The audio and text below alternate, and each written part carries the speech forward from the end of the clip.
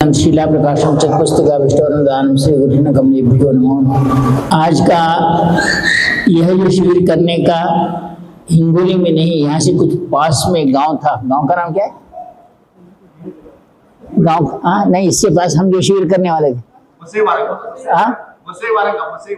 मसईवार का ऐसा गांव था। और ये महाशय थे जिन्होंने नमस्कार ये किया था कि गुरुजी मैं शिविर मेरे गांव में करूंगा। मैंने हमारे अग्रवाल जी से हो या गजू कुमार जी से हो, इन सभी लोग बैठे थे बैठक में। मैंने कहा मेरा जन्म स्थान हिंगोली है, एक बार हिंगोली में तो शिविर करेंगे, ऐसा मैंने उनसे कहा। बाद में चर्चा चली, उनका था कि वो उनके गांव में करें इनकी का, लेकिन बाद में उन सभी लोगों ने निर्णय किया कि हिंगोली में ही शिविर करेंगे। तो रही बात कि कौन से तारीख को करेंगे। अब मैं तारीख को देखने से रहा, मैं देखा ऐसा ही देखकर बोला शिवरात्रि है, फिर बाद में दूर होते जा रहा है, बच्चों की परीक्षा होते हैं, तो मैंने ऐसा करो 11 फरवरी को शिविर रखो। 11 फरवरी को शिविर रखो। तो बात ऐसी आगे हो गई। तो हमारे उदय महाराज बैठे बैठे गुरुजी बोलने लगे कि गुरुजी अब तिथि देखे क्या? मैंने तिथि नहीं देखा। बोले वो अपनी इधर की महाकृष्ण अष्टमी है, लेकिन अगर उत्तर भारत में जाए तो आज फाल्गुन शुक्ल अष्टमी है और आपका जन्मदिन है रात में 1 बजे, जो आज नवमी है दूसरे दिन, वो जन्मदिन का समय। मैं बोला एक तो जन्म स्थान, दूसरा उत्तर भारत के हिसाब से मेरा जन्म दिवस और यहाँ आने की बात। अब जब इस बात को मैं बार बार दोहरा रहा था कि इसके पीछे कोई न कोई कारण होगा। मैंने उज्जैन में भी बताया था, जैसा काल पुरुष का ज्ञान है, काल ज्ञान है, तो काल ज्ञान अपना काम अपना करते जाता है। और उस हिसाब से आज जब हिंगोली में आया तो अब यहाँ आते आते ही मैं जहाँ पैदा हुआ उस घर को गया। वहाँ एक हमारे आजोबा ने मेरे माता जी के पिता अन्नाजी बसोले नाम के थे, उनका बहुत यहाँ चलता था और वो मारुति के बहुत भक्त थे। उस अपने पीरियड में जब 1947 में गंगा प्रसाद चल रहा था, तब भी वो मारुति के पास बैठकर पूजा किए थे। और मेरी माँ अपने अन्ना महाराज की 5वीं संतान थी और मेरी माता जी को पहला पुत्र यहाँ हुआ और वो थी फाल्गुन कृष्ण अष्टमी ही थी, जो हम उत्तर भारत के हिसाब से आज समझते हैं। फाल्गुन कृष्ण अष्टमी कल रात से उत्तर भारत में थी और उदय नारायण का कर्म था। रात में 12 बजने के बाद अष्टमी हो तो हम उसे नवमी में ही करते हैं। आज अष्टमी से नवमी है और जन्मदिवस का स्थान है। मेरे जो अजोबा थे, जो मेरी माता जी के पिता, मेरी माता जी को बहुत चाहते थे मेरे माता जी को, और उन्होंने मेरी माता जी के 16 या 17 के बीच में उनकी उम्र के मैं पैदा हुआ, उनके 16 साल की उम्र। और सभी उनके माता जी के बहनों को सब आसपास में ही दिए थे, हिंगोली के आसपास और महाराष्ट्र में। एक मेरी माता जी को तेलंगाना में दिया गया था। और मेरे अजोबा बहुत प्यार करते थे मेरे माता जी से, तेरे को बहुत दूर दिया। तब तक गाड़ी वगैरह बोधन में नहीं थी। और इस प्रेम के कारण माता जी को बोलते थे तो ऐसा कर, जाके फलाने संत के पास जाके। मेरे पिताजी को भी नौकरी नहीं थी, 16-18 साल, पिताजी के 20 साल थे, कभी भी मैट्रिक पास हुए थे, उनको भी नौकरी नहीं थी। शादी तो हो गई, हम गए। तो मेरे माता जी को पहले से भी अध्यात्म में ज्यादा ही उनका लक्ष्य था। तो मेरे अजोबा ने कहा यहाँ से थोड़ी दूर पर रिसोर है, रिसोर में अमरदास बाबा रहते हैं, जाके उनका दर्शन लेके आओ। तो माता जी गई तो पिताजी को भी नौकरी नहीं थी। पहले से भी मेरे पिताजी का स्वभाव गुस्से वाला था, बहुत गुस्से वाला था। भगवान को इसको आपको मैं इतना दिख रहा हूँ, लेकिन मेरे को भी कभी गुस्से में आके छोड़े नहीं। बोल देते थे कि क्या कराए उनका पहला करना था नौकरी श्रेष्ठ, बाद में सब कुछ। और मैं पहले से भी नौकरी नहीं मानता था, बोला अपने फॉर्म पर अपन खड़े रहना और कुछ ऐसा करके बताना, ये जीवन में था। अब इस द्वंद में जब पिताजी भी नौकरी नहीं थी गए, तो मेरी माताजी और पिताजी भी कहा करते थे, बोले रिसोर्ट के अमरदास के बाबा के पास गए थे और उस दिन गंध बाबा वहां आए थे। गंध बाबा होने के विशुद्धानंद जी को गंध बाबा कहते हैं। विशुद्धानंद जी का नाम कर्नाटक और महाराष्ट्र में गंध बाबा के नाम से जाने जाते हैं।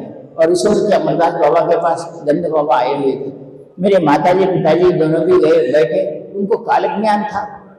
जैसे ही पिताजी गए कुछ पूछने गए तो उन्होंने कहते हैं कि उस अमरदास बाबा ने उनको पिताजी से कहा, जा क्या देवाला थे या कुलदेवता नेवन गंगे में टाको नहीं बोले।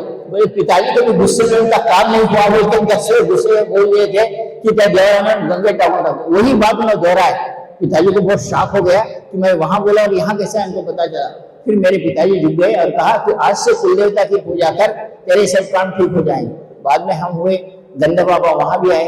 ऐसा कहते हैं कि गंधा बाबा वहां से जैसा ऐसा नांदेड़ आते हुए भालकी से आगे, भालकी में एक सारसा बुलखेड़ी ऐसा पूजा एक गांव है भालकी के पास 12 किलोमीटर पे, वहां सारंगसंगा नाम के एक संत रहा करते थे। वो गंधा बाबा के बहुत अच्छे शिष्य थे और उनके पास दोनों राधाबाई कृष्णाबाई मिलकर उनकी 2 पत्नियां थी और वो 2 पत्नियां भी गंधा बाबा की थी। उन्होंने उनके साथ जाते गए। और आज आपको विचित्र बात कहता हूं कि वो दोस्तियां भी उस सारंगा बाबा से प्रयाण करते गई। अगर आज आप कहते हैं तो दावणगेरे और हुबली के बीच में उन्हीं सारंगा बाबा जो भालकी के रहने वाले थे, बहुत जमाने की बात है, उन्होंने गंधा बाबा का मंदिर बांधा, विशुद्धानंद जी का मंदिर बांधा है रेलवे ट्रैक के पास। और उन्होंने उनको कहा था कि उस कृष्णाबाई को, राधाबाई को उन्होंने कहा कि प्रभु हम आपको छोड़ के नहीं जाएंगे। तो उन्होंने कहा कि अगले जन्म में तुम्हें मैं जरूर बुला लूंगा, तुम अभी नहीं। और कहते हैं कि वो दोनों भी स्त्रियां उनके चरणों में दावणगिरी के पास अपने प्राण छोड़ी थी। और विचित्र ये हुआ कि मैं आज अभी निर्णय करके जैसा ही आ रहा था, मुझे भालकी से एक कॉल आया, गुरु आज किसी भी तरह नहीं तो मैं खाना छोड़ दूंगी, आप भालकी को आना ही आना है। अरे मैं बोला यहाँ नांदेड़ से भालकी आना नहीं होता, लेकिन उसने कहा कि भालकी से आपको आना ही आना है और आ गया। मैं फिर विचार में पड़ गया, ये यहाँ से ऐसा बात ही कर रहा था कि विचित्रता ये हुई कि मेरे को दावणगेरे से फोन आया, डॉक्टर है विनायक अपने, उन्होंने फोन किया कि गुरु किसी भी हालत में आपको वहां आना ही आना है। और ये आप घटना कहो या संघटना या कालपुरुष का ज्ञान, वहां दावणगेरे में मैंने उसी गंधा बाबा के बाजू में ही जमीन ली है निखिल चेतना केंद्र की ओर से। अब ये पूर्वजन्म के संस्कार है या पूर्वजन्म का कुछ मिलन है या क्या है नहीं, लेकिन वहां जमीन के लिए है निखिल चेतना केंद्र स्थापन करने। तो ये सब घटनाएं कालपुरुष के माध्यम से जैसे घट के आई, जैसे हो के आई। और उन्होंने कहा कि माताजी और दोनों आप दोनों भी वहां आएंगे, उस निखिल चेतना जहां हमने गंधा बाबा का मंदिर रखा है वहां आएंगे। और उन्होंने फ्लाइट का टिकट भी बुक करके भेज दिया, कल 3:30 बजे दावणगेरे जाना है, उस गंधा बाबा के वहां नारियल फोड़ना है, उस मंदिर निखिल चेतना केंद्र की स्थापना के लिए उसने बुलाया और जाना। तो ये जो चक्र है, आज मैं कहता हूँ फाल्गुन अष्टमी के साथ हमारे अग्रवाल जी हो या फिर यहाँ के साधक हो, हमारे गजू हो, उनका सभी का नियम ये था कि ये सब मैं घूम के आया मेरे किस जन्म में 100 साल पहले से आज तक। और ये आज मैं हिंगोली में यहाँ आकर आपके सामने बैठा हुआ हूँ, तो इसके पीछे, क्योंकि हिंगोली में मेरी बोधन से बहुत दूर नहीं थी, लेकिन यहाँ आने के लिए इतने साल लगे। और मैं तुम्हें बताता हूँ आज करेक्ट इसको होते 100 साल हो गए हैं, 100 साल 100 ईयर्स।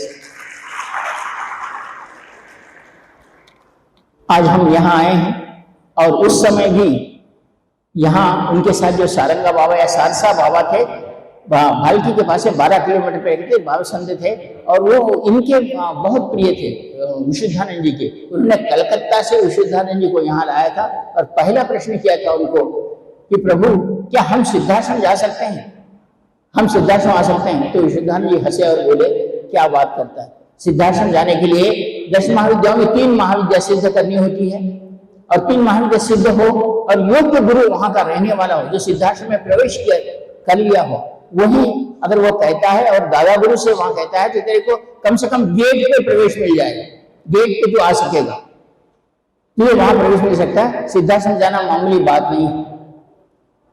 वो जो सारंग मावा और उनके 2 जो पत्नियां थी वो उनके चरणों में झुक गई, प्रभु हमारे लिए आप ही सिद्धाश्रम है, ये बात कहते हुए रहे।